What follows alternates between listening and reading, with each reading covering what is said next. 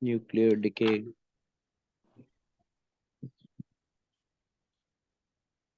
Okay, normally decay means change in composition, right? So the same thing happens here as well. Like when a nucleus after radiation changes its composition, nucleus, right? So this process is simply called as nuclear decay. So when a nucleus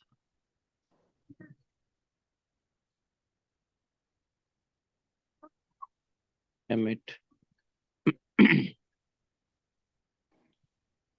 alpha particle or beta particle, it changes into a new nucleus that is more stable,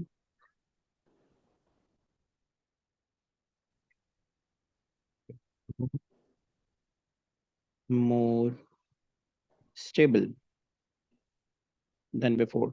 So this is simply the definition of nuclear decay, like when a nucleus radiate alpha particle or beta particle. So it changes its composition. It is converted into a new nucleus, and that new nucleus is more stable than before. Actually, the reason of radiation is instability. If a nucleus is unstable, so it radiates alpha particle, beta particle, or maybe gamma radiation, and it is converted into more stable nucleus than before. So this is simply called stability, and stability comes with the factor that we will study, inshallah, in the next year. That factor is called binding energy per nucleons. Okay, this is another part of our syllabus in this section in this year. So that's the reason why I'm not going to go into the details. Anyways, so nucleus emit alpha particle or beta particle. It is converted into a new nucleus, and this is called nuclear decay. But all this happens in a nucleus. It never happens in a complete atom. We should not write atom radiates. We should write nucleus radiate because it is nuclear radiations. Anyways, so let me give you some examples. Number one is alpha decay.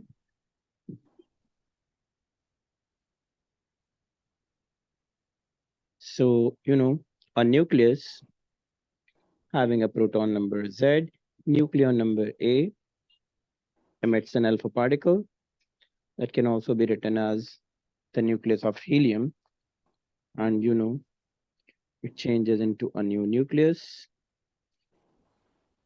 that has proton number 2 less than before and nucleon number 4 less than before. Along with that, energy is also released. So this emission is called alpha emission or alpha decay, right? And it's one of the examples. 238 emit alpha particle,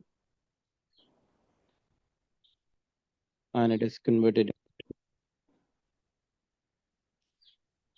a nucleus of thorium that is 90. And what number should I write here? 4 less than 234. Perfect. 234. And energy is Do I released. have to just memorize this, right? No, you don't need to memorize this example equation. Yes, The you first need one. to, yes, you need to memorize this. Yeah, yeah. Okay. Anyway, so this is simply called as alpha decay. And,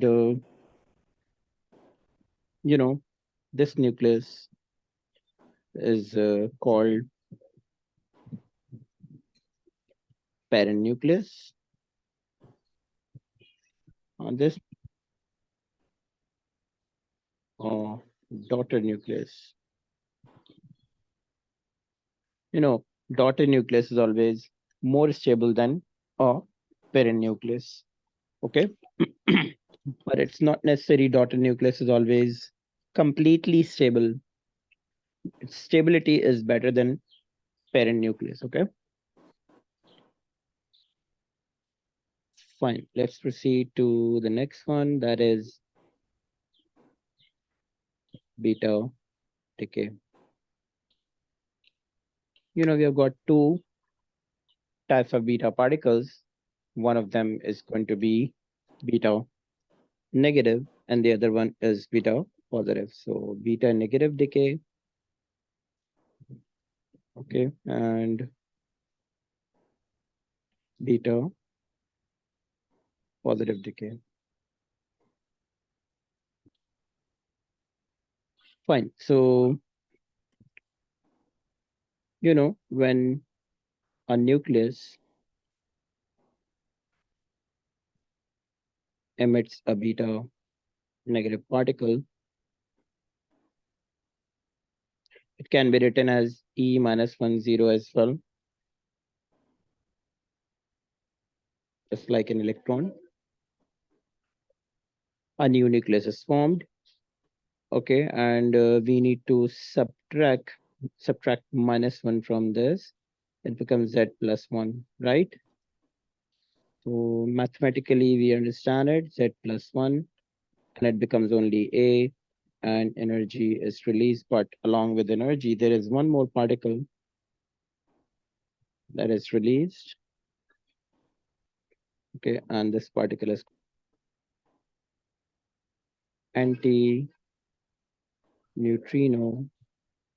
What is that symbol? This symbol is, I think it is actually called mu. Okay, this symbol is just Oh, like, okay, yeah, just like V, like this. Okay. Hmm. Anyway, so yes, anti-neutrino particle is also emitted. So, this is one of the examples of beta negative decay. On the other side, if you talk about beta positive decay, beta positive, new nucleus is formed, Z minus 1, A only, and a neutrino particle is emitted in this case.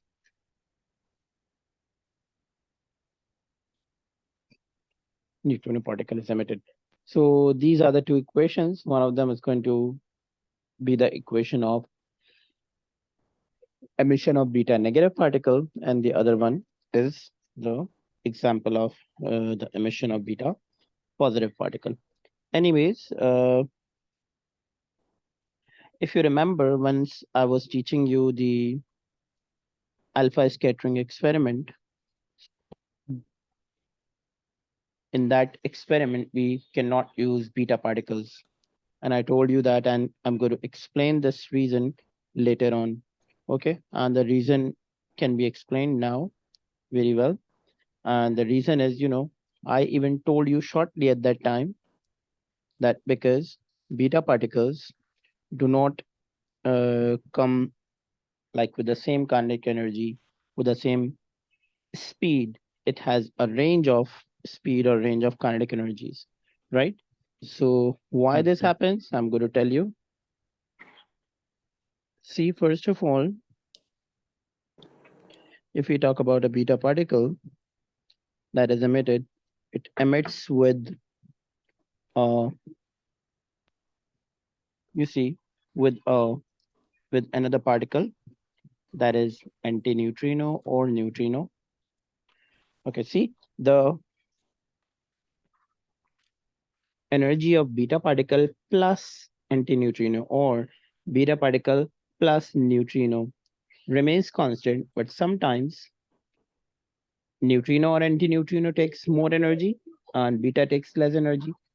And the other times, beta takes more energy and antineutrino or neutrino takes less energy. So, due to this fact, particles do not emit exactly at constant speed. Some beta particles are emitted from the nucleus at higher speed. The others are emitted at lower speed, and this goes on and on, right? So that's the reason why, Hmm. in that experiment, beta particles were not used, only alpha particles were used. Beta particles are emitted with range of speed or range of kinetic energy due to neutrino and antineutrino particles. Okay, so you can even write it here. Beta particle is emitted with a range of speed or kinetic energy as beta emits with a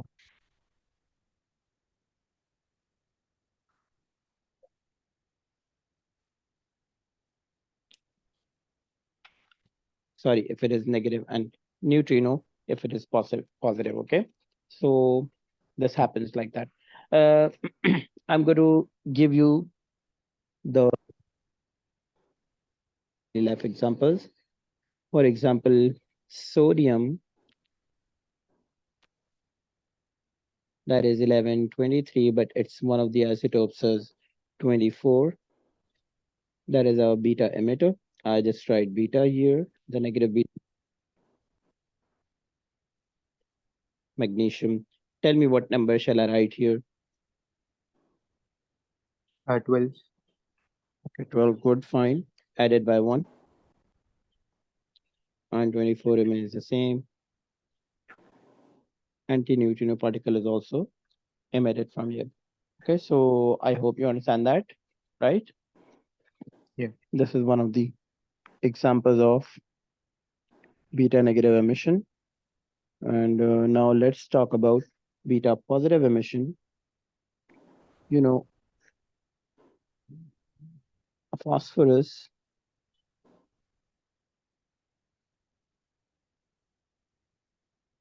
emits positron, means beta positive particle, and it is converted into the nucleus of a silicon. Okay, decreased by 1. So this and 30 remains the same, plus neutrino particle is emitted. Okay.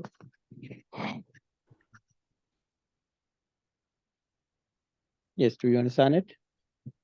Yeah. Okay, fine, perfect.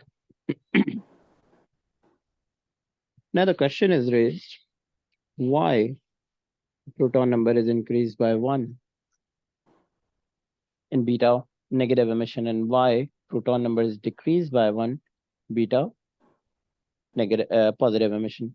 So see, this is nuclear radiations, and suppose this is the nucleus that contains two particles, proton and neutron. Tell me one thing, beta negative particle that has a negative charge, what do you think the beta negative particle will be emitted from? Will it be emitted from proton in the nucleus or neutron in the nucleus? A beta negative particle is emitted by a proton in the nucleus or a neutron in the nucleus.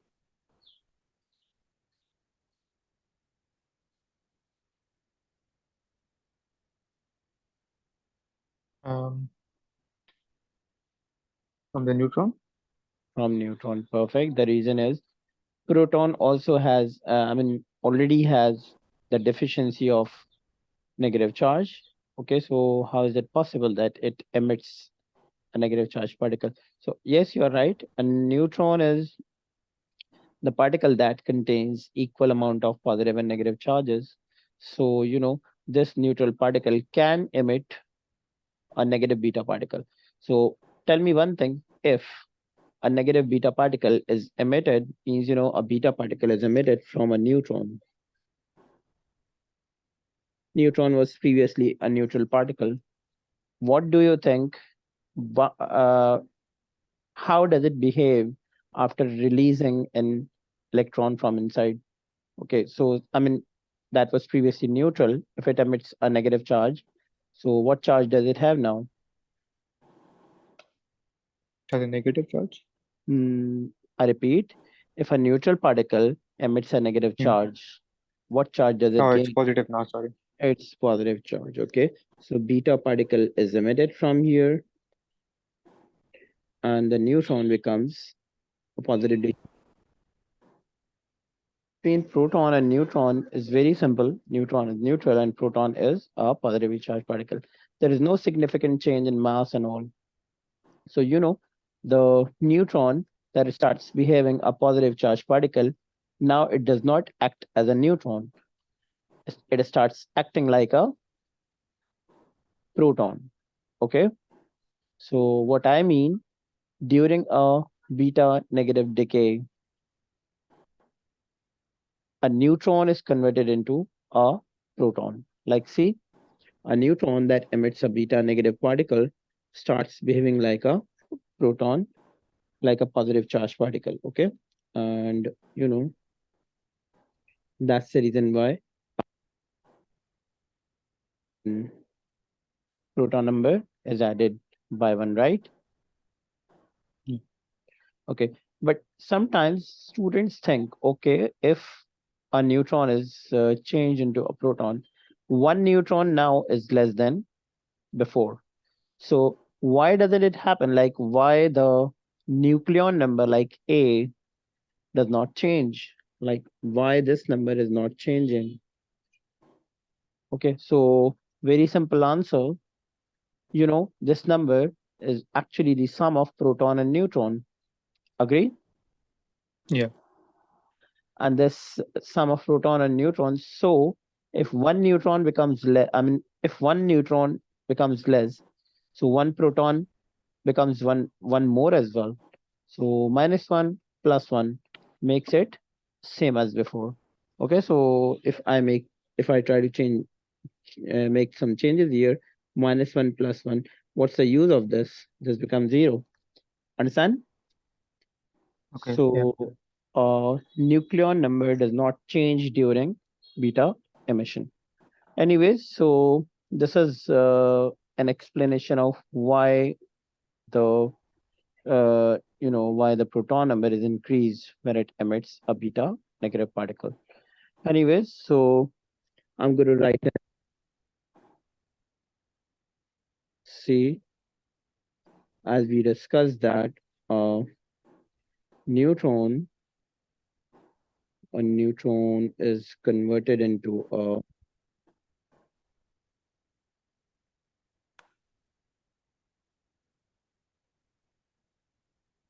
beta particle and an anti-neutrino particle. Understand? So a neutron is Okay. converted into a proton during a beta negative emission. Anyway, so I'd like to add one more equation here on the right side of our screen. And that equation is because here the positron comes out of proton and one proton is converted into one neutron. So in this case, the reaction is reversed. In what way? I can say that a proton is converted into and a beta positive particle is emitted.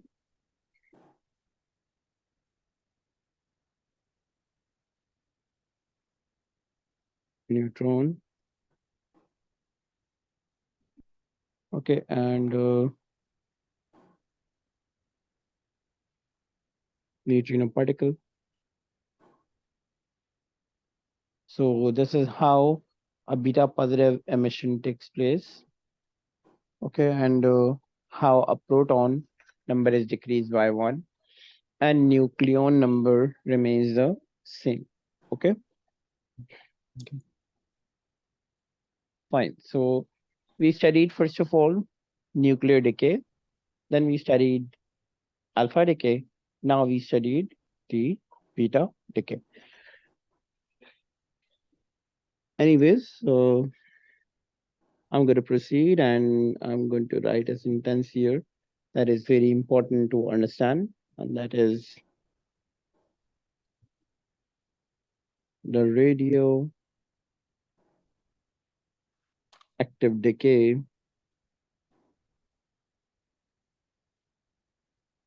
is random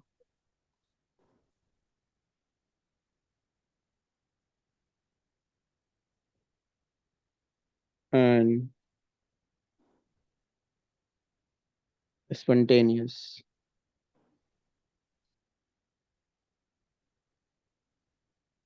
Okay, so the radioactive decay uh,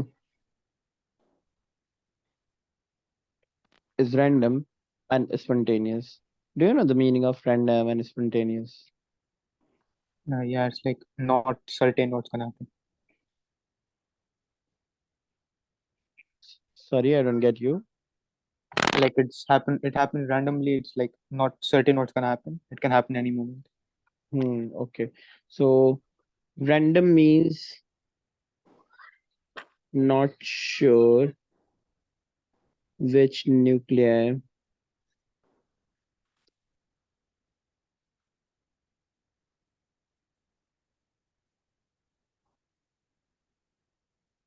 decay next.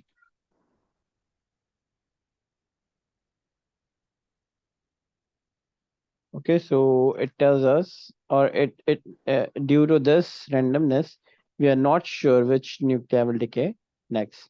That's the main problem. Okay, and spontaneous means not affected,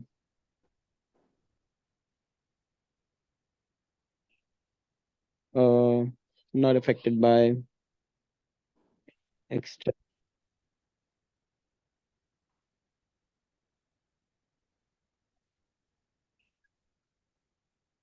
Okay, so that's the meaning of spontaneous. Okay, Saad. Sorry, what's that word after external? I said I wrote not affected by external factors here mean Okay. like temperature, pressure. You are measuring the activity of a sample in winter season and in summer season, like the atmospheric temperature, even pressure. So in this case,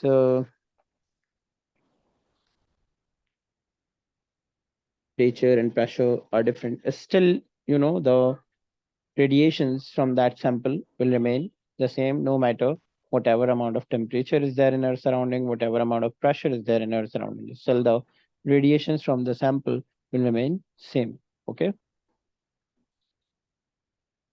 fine. So let's proceed to another part of the syllabus, and that part is energy. And energy is in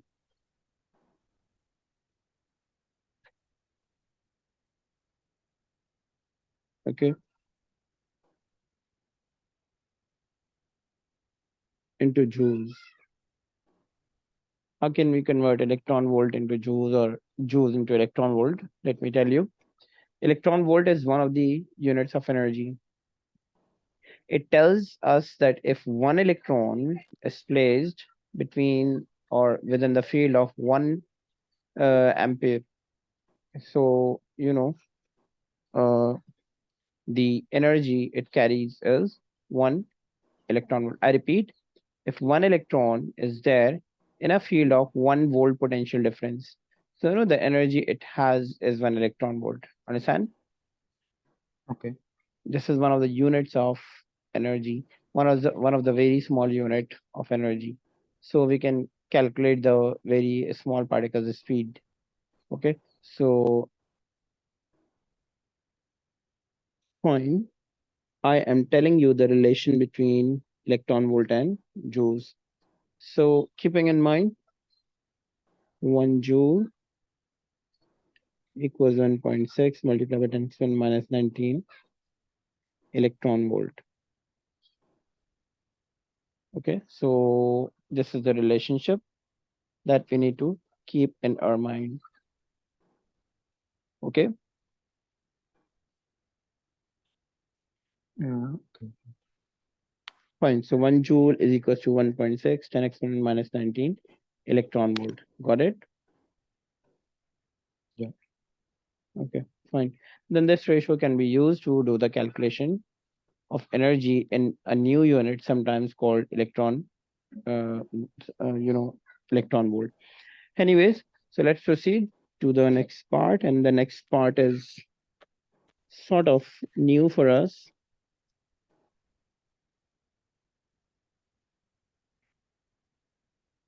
This is called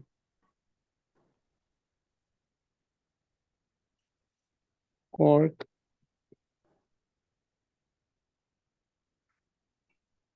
model of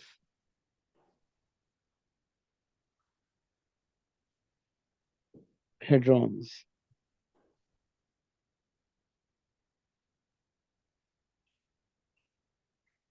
Quark model of hadrons. What is hadron? What is a quark model? What is quark and all? We will be studying in this heading, under this heading. So let's first tell you what is uh, this model about and what it explains. So see, for example, when the atom was discovered by different scientists and they started working on that, they later on got to know that, an atom that they were thinking is going to be indivisible, it cannot be further divided. They got to know that the atom had some fundamental particles as well, like neutron, proton, electron, right? Okay. Yeah. Previously, the previous concept was atom is just like a single one and nobody can listen or all that. Anyways, so uh, now the fundamental particles that we were thinking about, like a proton, neutron, and electron, two of them, the scientists said, they are not indivisible. They are not single particles. They are not fundamental particles. They can further be divided, and they can further be divided into something called quark. And quarks have some flavors. I repeat, scientists Okay. believed that proton and neutron that we were thinking are going to be fundamental particles, they are not. Okay, so actually, which two particles of them are not fundamental? I'm telling you, this one and two particles are called hadrons. This particle is not called hadron. I'm just writing here hadron, hadron, and this particle is called lepton.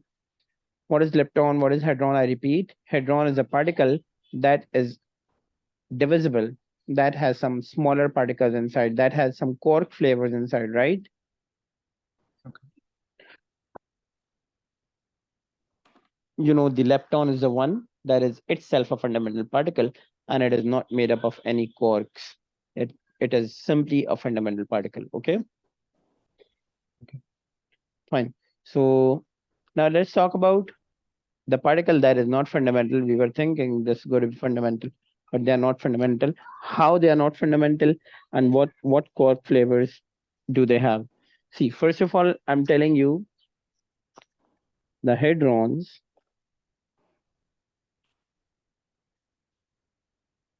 that are non-fundamental particles. The hadrons have two different types: baryon, the other is called meson. Okay, I repeat. Number one is called baryon, number two is called meson. Okay. What is baryon? I'm telling you. Baryon is a hadron made up of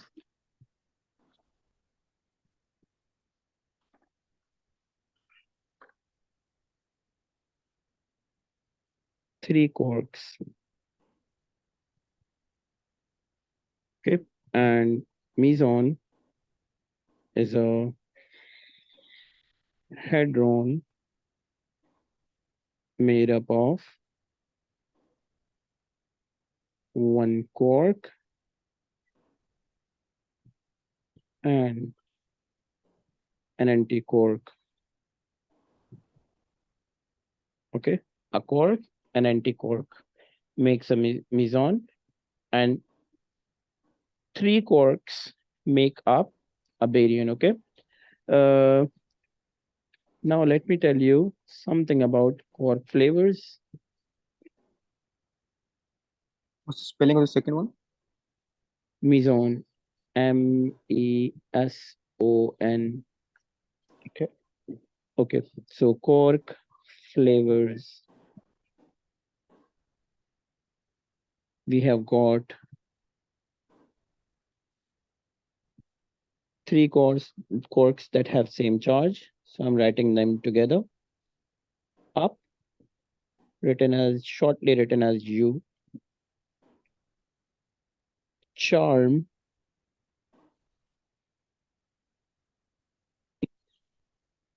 and top is shortly written as small t. Okay, up, charm, and top. All of them have got a charge of +2 upon 3e. What is E? E is the elementary charge on one electron or proton, means 1.6 10 exponent minus 19 coulombs. Okay, we have down, small d, strange, small s, and bottom, small b. All of them have a charge of -1 upon 3 e. Again, where e is 1.6 multiplied by 10 exponent minus 19 coulombs. Okay, these are the 6 quark flavors that are the part of our syllabus, and their anti-quarks are also there. Like if you ask about quark of up, anti-up, U dash charge is -2 upon 3 e. In the same way, anti-charm, okay, and C dash, it also has the same charge, -2 upon 3 e, and anti-top,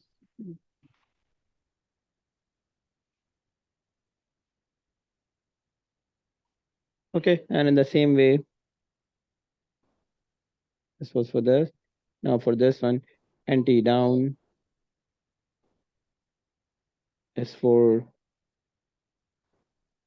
1 upon 3 e with plus sign, because that was minus sign. Now anti-down is done. Okay, and anti-strange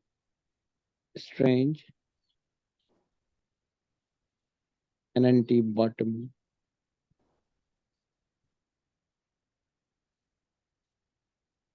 Okay, so all of them have got the same charge, +1 upon 3 e.